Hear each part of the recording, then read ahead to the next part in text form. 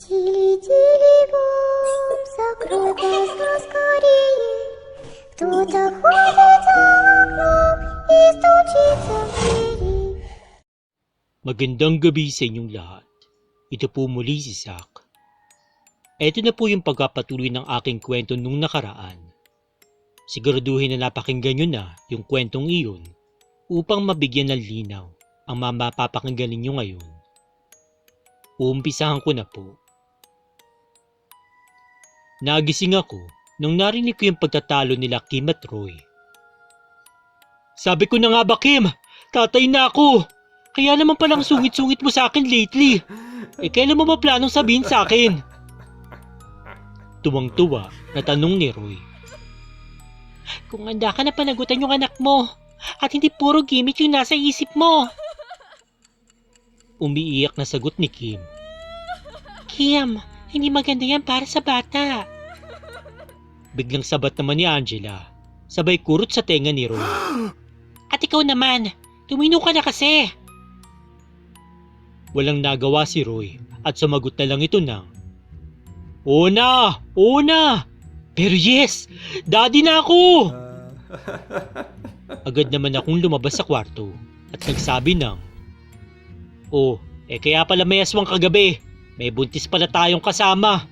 Pero bago yan, patulugin niyo muna kaya ako. Nagkatinginan sila at yumuko, saka nagsikuhan. Takot kasi sila sa akin. Kaya bumalik na ako sa pagtulog at gumising ako ng 3 p.m. para maligo at maghanda. Guys, gusto niyo bang umuwi na tayo ngayon o bukas na lang ng umaga? Tanong ko sa kanila. Bukas na lang, Sak. Adyan ka naman para proteksyonan kami. Sagot ni Roy. Si Angela naman ay ngumiti at nagsabi ng, Aswang first experience. Sabayan ba naman ni Roy ng, So exciting, isn't it? Hay nako Roy, magpatubo ka nga ng utak. Huwag mo nga isugal yung buhay ng mag-ina mo. Bara ko sa kanila. Pero sige, dahil gusto nyo bukas na tayo umuwi, tulungan na lang niyo ako sa paghahanda ng mga kakailanganin natin panlaban. Kinuha ko nga yung mga karit sa baba at tig-isa silang binigyan. Sinukbit ko na rin yung baril. Sa likod ng bahay, may mga tuyong mga kahoy, kaya naman gumawa ko ng mga sibat. Dahil walang buntot pagi doon, nagandap na lang ako ng dahon ng badyang at kumuha na rin ng dagta na pinahid ko dun sa dulo ng mga sibat. Maaga din ako naghapunan upang makapagtago sa sikat ng mga ilaw sa loob ng bahay. Nang tuluyan ng dumilim, nagpausak na ako sa labas ng goma at dahon ng badyang. Bumalik din ako kagad sa loob ng bahay. 7 p.m. pa lang, narinig namin ulit yung wakwak. And this time, hindi na to nag-iisa. Marami na sila. Siguro 3 o 4 sila na paikot-ikot ng bahay. Sabayan din ng sunod-sunod na kalabog ng bubong. Napaisip ako bigla dahil biglang umulan. Kaya namatay yung pauso ko at tanging sibat at karit lang ang mga panlaban namin. Pero hindi naman ako nagpadala sa takot. Tinipong ko silang lahat sa loob ng isang kwarto. Walang ano-ano. Biglang may parang hayop na kumakaluskos dun sa main na pinto. Bigla naman ako nagulat kay Roy nung nasa likuran ko. Sak! Ano yan? Nanginginig na tanong niya sa akin. Sinagot ko naman siya ng, ano pa nga ba? Yung hinihintay natin na bisita. Lumapit ako dun sa pintuan, saka sumigaw. O sige, pumasok kayo na magkamatay na tayo dito. Hindi ako natatakot sa inyo. Galit kong wika dun sa may pinto. Tumigil yung mga ito at ilang minuto lang, narinig ko naghihiyawan yung mga babae sa kwarto. Napatakbo tuloy ako papunta doon at doon nga'y nakita ko ang isang dila na dumaan sa gap ng bukas na bintana. Agad kong sinipa yung bintana kaya naipit yung dila na yun na nagpapanik na hindi na alam yung gagawin nito. Hinugot ko yung karit at kinarit ko yung dila. Naputol ito at nasa sahig na yung parte na gumagalaw-galaw pa. Yung parte ng dila ay nakanakaipit sa bintana, dumudugo, kaya agad ko itong pinaso ng katol na nakasindi. Dito narinig kong isang hiyaw ng nilalang na namimilipit sa sakit. Kinuha ko din yung baril, sabay baril sa maliit na opening ng bintana. Alam ko na may tinamaan ako dahil dinig na dinig ko yung ibang tunog ng parang laman na tinamaan. Naghahunting kasi ako, kaya alam na alam ko yung tunog nito. Lahat! Sa sala dali! Sigaw ko sa kanila, pero dinala ko sila sa isang kwarto upang doon magtago. Teka Sak, may kapri doon! Nag-aalala na wika ni Angela na lalo nagpatakot sa kanila.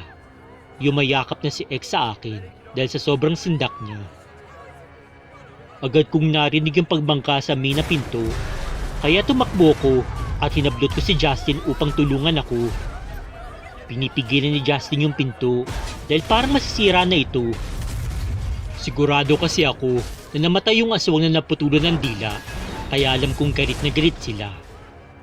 Pinipili talaga nilang makapasok upang makaganti. Sa takot naman ni Apo, pinilit nitong tumawag sa mga magulang niya, pero walang signal. Si Angela naman, niyayakap si X at pinapakalma. Ganun din naman si Roy kay Kim. Justin, huwag mong bibitawan tong pintuan, kundi mamamatay tayong lahat sa gabing ito. Paalala ko kay Justin. Nagsigawan na naman yung mga babae sa taas dahil meron din kumakaluskos sa may bintana. Kaya napatakbo na naman ako doon. Dahil nakasara yung bintana sa kwartong ito, alam kong mahihirapan ng ito sa pagpasok. Magdasal kayo! Sigaw ko sa kanila na agad naman nilang ginawa. Sak, nararamdaman ko yung galit nila. Wika ni Angela. Oo, alam ko. Dahil isa sa kanila ay siguradong namatay na dahil naputol na yung dila nito. Sagot ko sa kanya. Aray! Ang sakit! Ang sakit ng tiyan ko! Nag-aalumpihit na sigaw ni Kim. Parang na-stress kasi yung sanggol sa kanyang sinapupunan, kaya galaw ng galaw. Kim, kumalma ka! Hindi ka namin pwedeng ilabas! Doon tayo madadali ng mga ito! Okay lang sana kung iisa lang yung aswang eh. Kaso 4 sila kanina. Ngayon 3 na lang. Sak! Sigaw ni Justin na agad ko naman tiningnan. Napakalakas na kasi na bumabangga sa pintuan kaya nasira na nila yung lock. Kaya napatakbo na naman ako at tinulungan ko si Justin. Sinakto ko na bubukas ng kaunti yung pinto na tinutulak pa sara ni Justin. Hinintay ko na may lumabas sa maliit na opening at tama nga yung hinala ko. Dahil nakita kong isang dabuhalang aso na bumabangga doon sa pintuan. Hinayaan ko na makapasok ng isang paa nito sa opening ng pinto. Saka ko sinipa ito upang tuluyang sumara at para maipit yung paa. Naipit nga yung paa nito at narinig ko yung halinghing at iyak ng isang aso. Kaya tinulak namin dalawa ni Justin ng buong lakas yung pinto, dahilan upang maputol yung paa ng aso. Agad naman tumulong si Angela sa paghawak sa pinto, ngunit dahil wala na bumabangga dito, binitawan ko ito at tinulak yung isang aparador na malaki. Yun yung hinarang namin dun sa pintuan. Dahil nakikita ko sila sa bintana, inabangan ko na may dumaan sa may bintana at binuksan ko ito ng kaunti. Agad kong pinaputokan ito ng 3 beses gamit yung baril. Doon naman, nakarinig ako ng isang iyak ng baboy na nasaktan. Sa 3 putok ng baril, alam kong 2 yung tumama dito. Isa na lang, sabi ko sa sarili ko, pero mailap itong isang ito dahil wala na akong tunog na naririnig. Hindi ko na rin ito nakikita sa may bintana. Naghintay ako ng 1 oras pero wala pa rin. Kaya napagdesisyonan ko na magpain upang mapalabas ko ito. Pero wala pa rin akong naramdaman. Parang iba yung isang yun, Sak. Sabi ni Angela. Walang kung ano-ano. Nagsigawan na naman yung mga babae sa kwarto, kaya agad akong bumalik doon. Nakita ko yung isang napakalaking daga na pulang-pula yung mga mata. Nagsipagtakbuhan tuloy palabas yung mga babae at hinintay ko na dumaan yung malaking daga na yun, saka ko kinarit. Mabilis itong naputol yung buntot. Mabilis din itong tumalon mula sa butas na ginawa niya dun sa kisame. Babarilin ko na sana, pero naalala ko na hindi nga pala namin bahay yun, kaya hindi ko na lang ginawa. Agad ko na lang sinara yung pintuan ng kwarto at bumalik sa sala na kasama nila. Doon na lang namin hintay yung umaga para makauwi na kami. Salamat sa pagbasa. Zach. Ito nga po pala yung sagot sa mga katanungan. Opo, pareho lang po yung dumi ng tao, pati ng aswang. Actually, curious din po ako tungkol doon dati, kaya tinanong ko nga itong si Lolo kung meron bang pinagkaiba. Nabanggit kasi ito dati ni Lolo, kaya naalala ko nung nakita ko sa mga comments. Hindi po pala lahat ng aswang ay maganda at gwapo. Parang tayo lang din po ng mga tao. May mga pangit, may mga matataba, meron din payat. Pero ayun, hindi nga po sila lahat gwapo at maganda. Ayaw nilang Mang Berto at Aling Asun na maging katulad nila yung mga anak nila dahil gusto nilang maging normal ang mga buhay nito. Hanggang sa aking muling kwento, maraming salamat sa inyong pakikinig. Ang inyong lingkod, Zach.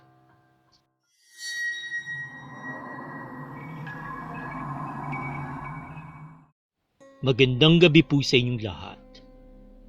Ito po si Mila. Ito po yung nagbahagi ng kwentong kababalagan nung nagtrabaho po ako sa Japan bilang isang mga awit. Ngayon naman, ibabahagi ko yung aking karanasan nung bumalik ako noong 1990 sa Japan. Tama kayo nung nabasa. May nangyari din naman sa aking pagbabalik sa bansang iyon. Lumipat ako sa ibang agency, kaya bago na naman pakikisama yung aking gagawin. Ibang city rin sa Japan ako inilagay. Pinipilit ko na sanang kalimutan yung nakakapanindig balahibo kong karanasan noon sa Japan nung unang beses akong nagtrabaho dito. Kung sa bagay, bukas naman kasi talaga yung third eye ko. Kahit sa Pilipinas o alimang parte man ng mundo, may makikita at makikita pa rin ako. Isa pa, ang pinunta ko naman sa Japan ay kumita ng pera para sa aking pamilya. Hindi ako naparito upang magpadala sa aking nararamdaman. Dinala ko ng aking employer sa isang apartment na paghahatian namin ng ibang empleyado pa sa bar na aking papasukan. Maayos naman yung naging tirahan namin, sapat lang para sa pagtulog. Sa ilang buwan ng pananatili ko sa lugar na yun, kasama yung ibang mga performers yun sa bar, naging kasundo ko naman silang lahat. Wala din ako napapansin na kakaiba sa lugar na iyon, kaya natuwa ako. Akala ko'y wala na talagang kababalagan na mangyayari. Hanggang sa noong lagpas na ako ng kalahating taon sa trabaho ko, dito na dumating yung experience ko na hindi maganda. Ang diferensya lang, nangyari to sa tinutuloyan namin na apartment at hindi mismo sa bar na aking kinakantahan. Nagsimula ito sa aking katrabaho na si Sofia. Out na namin noon at itong si Sofia, nagpaalam na may bibilhin lang daw dun sa may convenience store, kaya pinauna niya na kami. Yung apartment building na tinitirahan namin noon ay malapit sa isang lumang building na dating isang pabrika ng mga appliances, pero pinasara na. Sa tuwing uuwi kami galing ng trabaho, hindi pwedeng hindi ito madaanan dahil tumbok lang nito yung apartment building na aming tinutuluyan.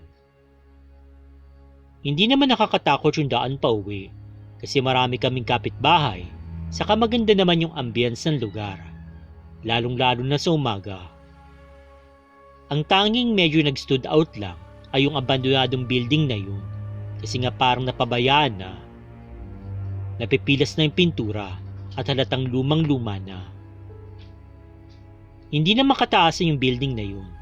Meron lang 4 na palapag.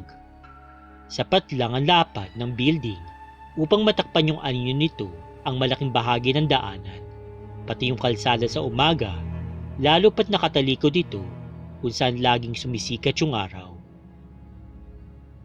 Malapit ng mag-alas 5 ng umaga noon, naglalakad na pauwi si Sophia, dala-dala yung binili niya. Malapit na siya dun sa may abandoned building. Wala naman takot itong si Sophia kasi wala naman napapabalitang krimen sa lugar. Masaya pa nga ito kasi pag-uwi niya, balak niyang ibahagi yung ilang pagkain na bili sa aming mga kasamahan. Nang walang ano-ano, may biglang sumampa sa likuran niya. Sa pakiwari ni Sophia, isa itong babae.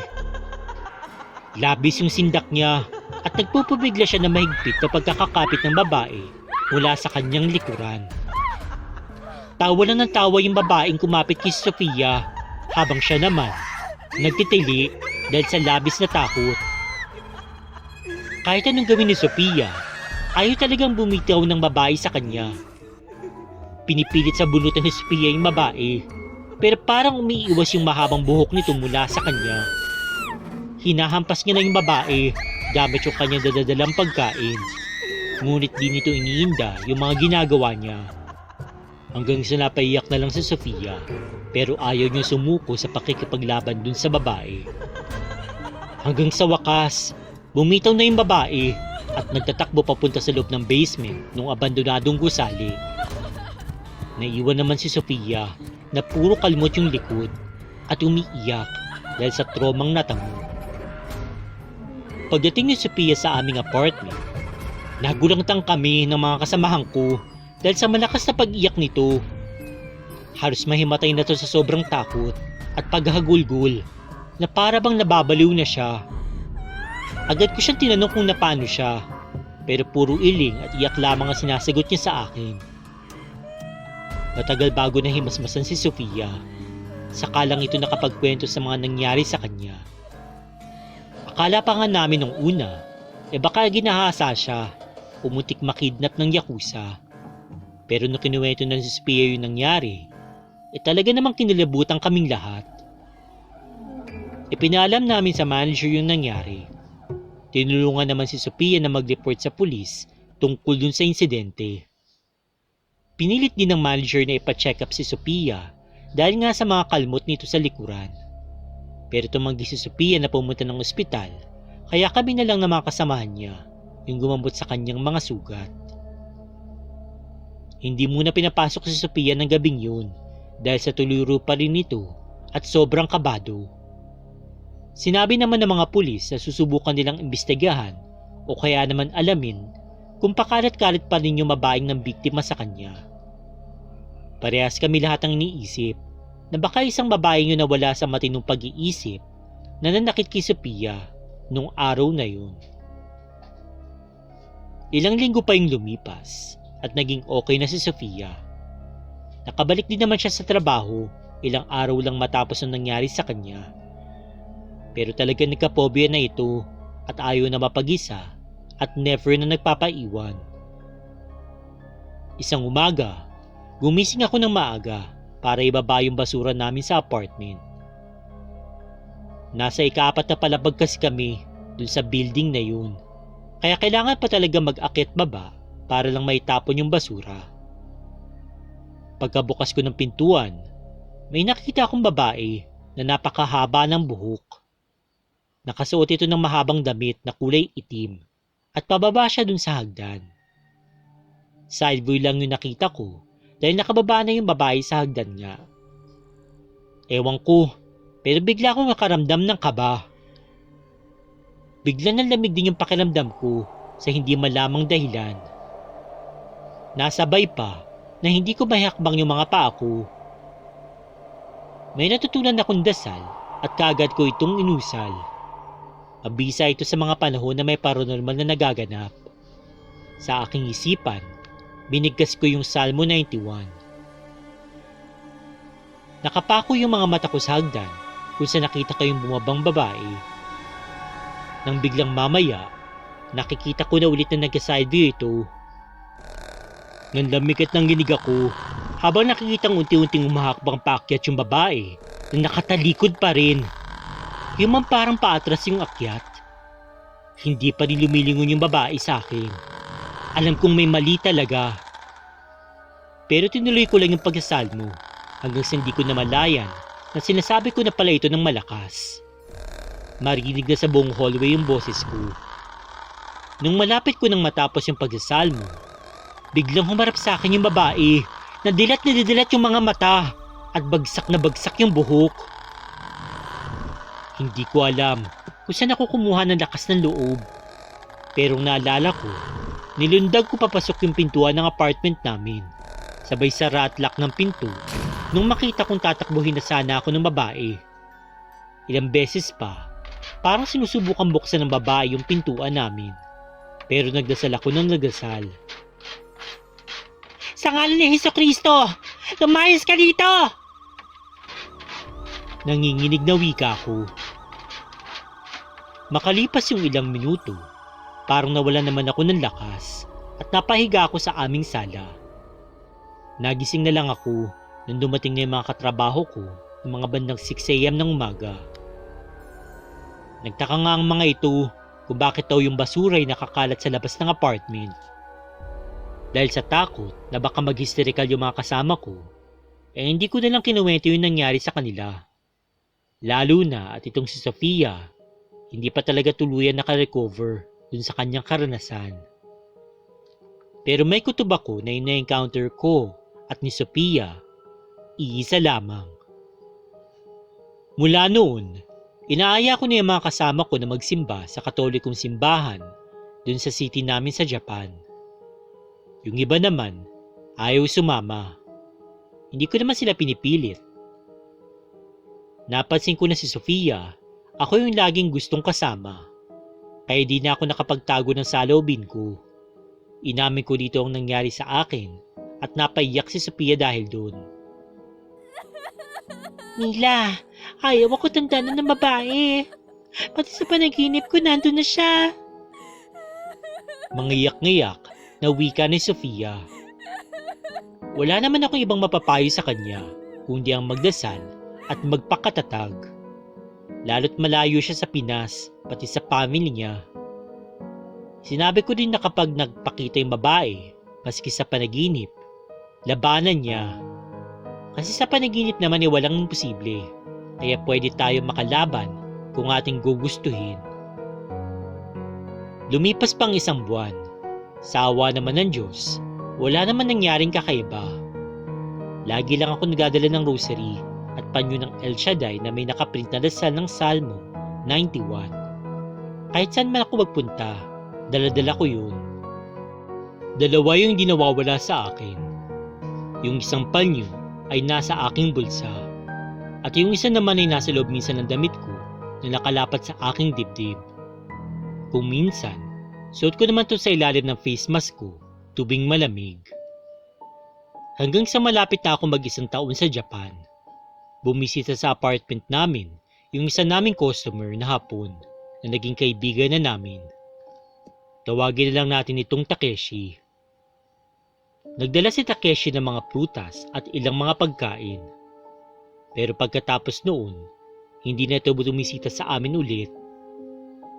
Nung pinatanong namin kung nasaan na yung suki naming customer na si Takeshi, ang sabi lang nung bar manager, bumibisita pa rin naman daw ito sa bar. Yun nga lang, madalang na. Kasi ayaw na maglalabas ng bahay. Hindi naman daw alam kung bakit. Basta na lang daw nagkukulong sa bahay, sabi ng mga katrabaho nito. Sinubukan tawagan ng mga katrabaho ko si Takeshi para sana ayain bumisita ulit sa bar. Dahil sa sukoy na nga namin ito at malaki magtip. Pero palagi na lang daw itong umuoo pero hindi naman pumupunta. Isang gabi, sa wakas, bumisita si Takeshi sa bar namin kasama yung ilang mga katrabaho nito kaya binati kaagad namin yung mga Hapon. Maayos naman kami binati pabalik nito at nakipagkwentuhan pa sa amin na para bang walang nangyari. Pero pansin namin na medyo bumagsak yung katawan ni Takeshi. Inisip na lang namin na baka nagkasakit o may sakit talaga kaya dumalang bumisita. Hanggang sa lagpas na ako ng 1 taon sa Japan. Nagitnada lang kami nang mabalitaan naming namatay na pala itong si Takeshi. Nalaman na lang namin sa dating katrabaho niya na naging customer na din namin. Ang kwento nito sa amin, may sakit pala itong si Takeshi at nadepes pa yata ng husto kaya lalong humina na yung katawan. Ang sabi may sakit si Takeshi sa baga, pero ang pinagtataka ng mga katrabaho niya, biglang nagbabago yung mood nito. Ayaw abuti ng paglubog ng araw sa daan. Minsan pa nga daw, mas gusto pa nung matulog sa opisina ng magdamag kaysa sa umuwi. Lalo't gabi na. Nung tinatanong daw nila kung bakit, ang sabi lang ni Takeshi may babae daw kasi nag-aabang lagi sa kanya sa tuwing uuwi siya. Natawa pa nga yung customer namin nung nagkakwento siya. Kasi ang akala nila may babaeng patay na patay dun sa kaibigan nila na ayaw nga itong tantanan. Speechless na lang kami ng mga kasamahan ko sa kwento ng kasamahan ni Takeshi. Idinagdag pa ng kasamahan ni Takeshi na uuwi na dapat sila sa trabaho at inaaya na nga nila si Takeshi na umuwi. Ang kaso, sabi nito doon na lamang daw siya magpapalipas ng gabi dun sa opisina. Nung tanungin naman nila kung bakit, ang sabi lang sa kanila ni Takeshi, nasa parking lot kasi yung babaeng lagi nag-aabang sa kanya. Napasilip naman sila sa bintana ng opisina kung saan tanaw yung parking lot ng company nila. At nakita nga nila na may babae doon sa parking lot na nakasuot ng itim na bestida at nakatuyo banda sa may bench. Napaka-weird lang talaga ng babaeng yun kasi panay yung galaw ng ulo nito na parang nakisway na akala mo'y parang nababaliw. Pagkatapos noon, hindi na nagpakita sa amin at sa mga katrabaho ko yung babae. Dahil mukhang may iba na siyang naging target. Ganun pa man, nagpapasalamat pa din ako na nakauwi kami lahat ng Pilipinas na buo at ligtas. Kaya laging tatandaan, ang pagbabasa ng ganitong mga bagay o pakikinig ay palagi pa rin dapat may kakakibat na lasal, pati pananampalataya. Hindi mahalaga kung reliyoso ka o hindi, dahil hindi mo naman kailangan na magkaroon ng relihiyon para lang magkaroon ka ng pananampalataya sa buong lumikha.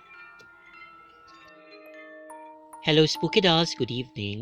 Before anything else, gusto ko sanang batingin lahat ng mga OFW at mga Filipino immigrants, pati na rin po yung mga Pinoy na tulad ko nandito po sa Pilipinas at yung mga taga-ibang dimensyon at taga-ibang mundo na tumatangkilik at sumusuporta po sa Dolls and Spooks. I hope that you're all doing well.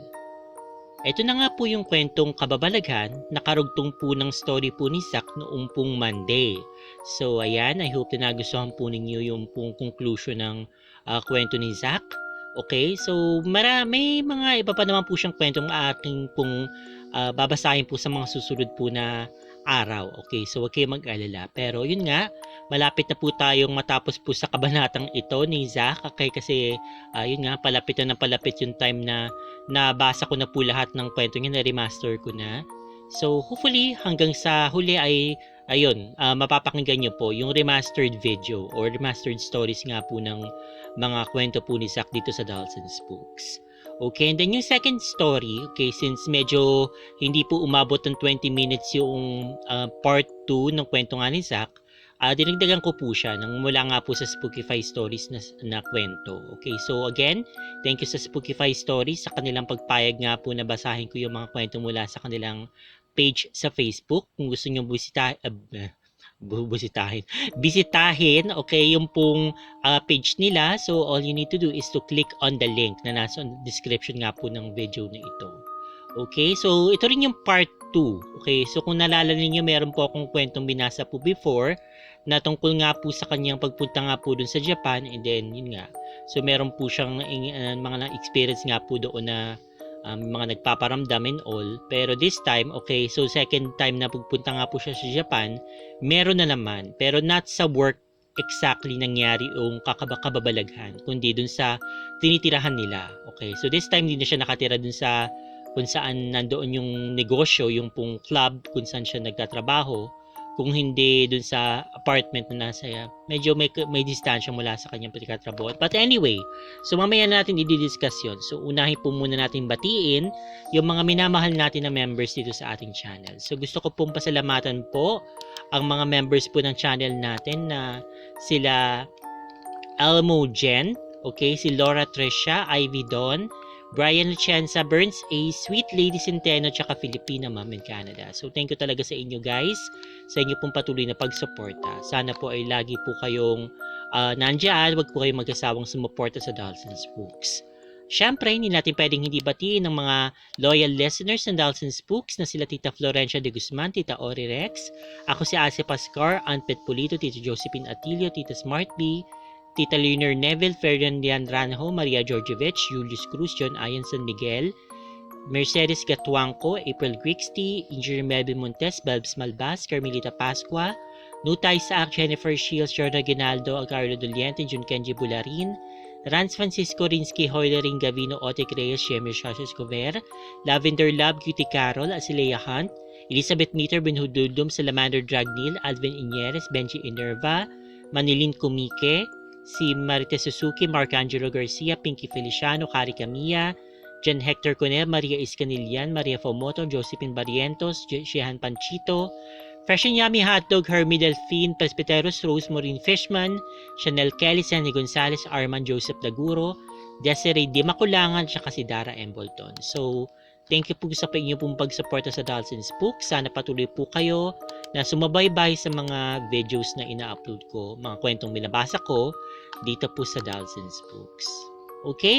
So, let's go ahead and do the short discussion sa mga stories. So, ito na nga. So, ito na nga yung continuation ni Zack, ng kwento ni Zack pala, I mean.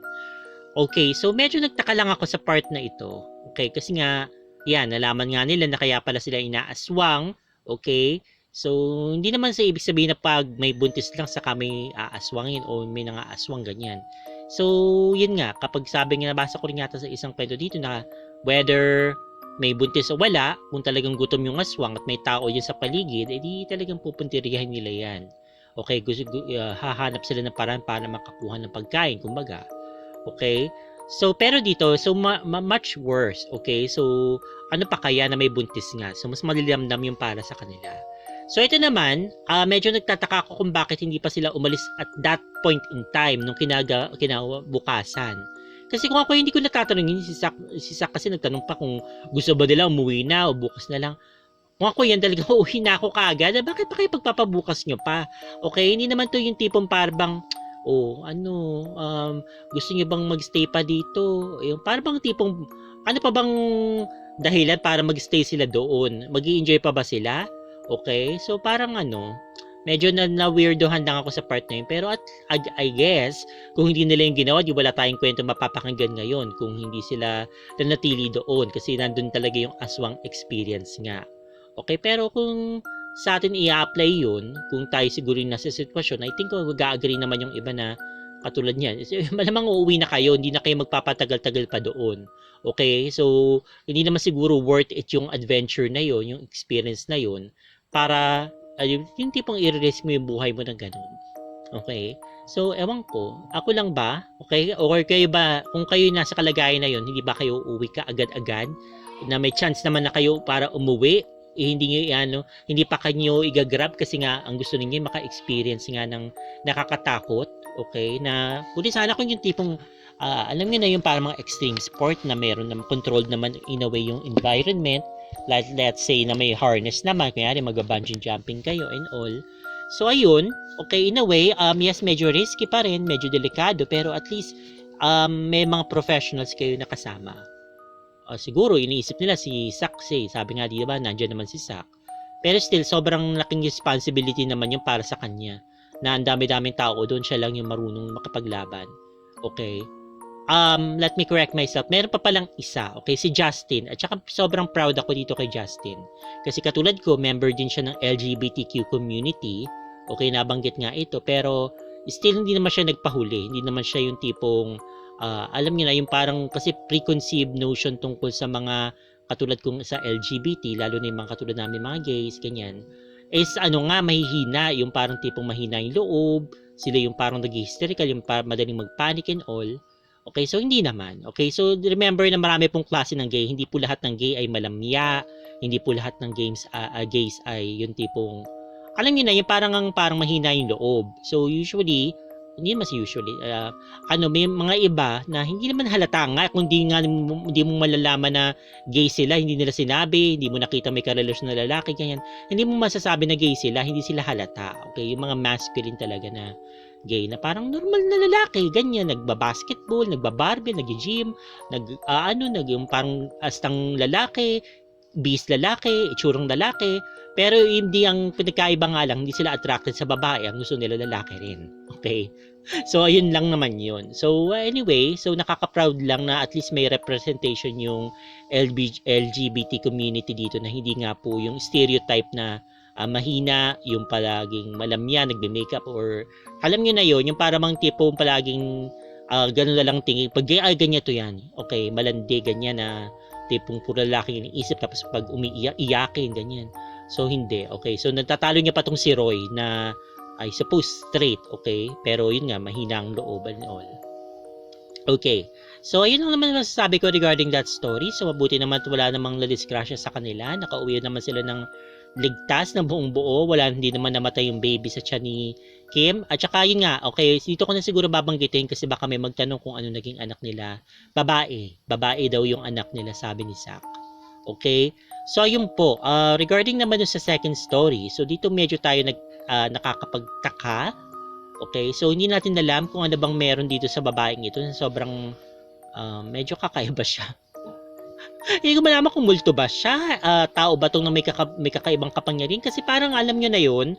Okay, kasi nga diba usual na narinig natin tungkol sa mga multo, isa nanakot lang. Ang pinaka-worst na pwede lang gawin ay sanibang ka. Pero itong multong ito, kung multo nga ba talaga siya, ay nangangalmot. Okay, so talagang pwede ganyan saktan physically. So parang mga level ni Sadako ito.